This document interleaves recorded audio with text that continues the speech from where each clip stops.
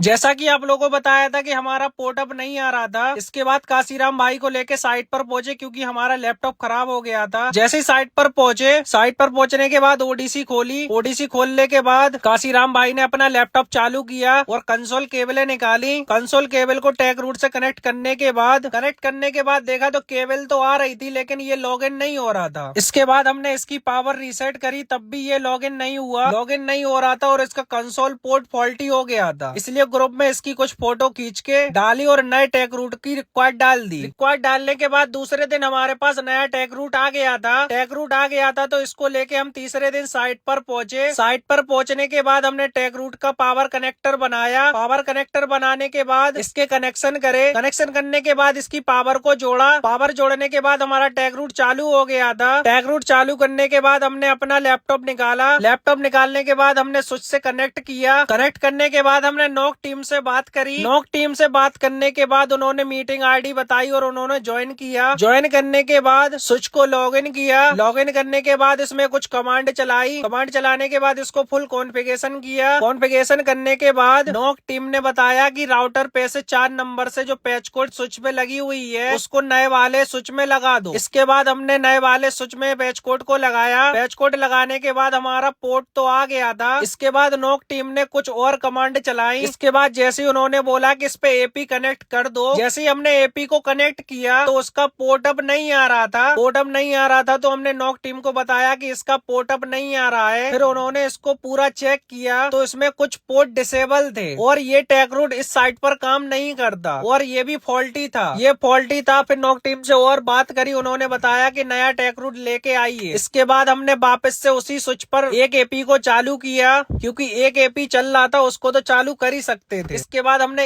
एक एपी को चालू करके दूसरे स्विच की रिक्वायर्ड डाल दी। दूसरा स्विच आने के बाद पोर्ट आएगा या नहीं आएगा उसके लिए आप हमें फॉलो करें और पार्ट 3 का वेट करें।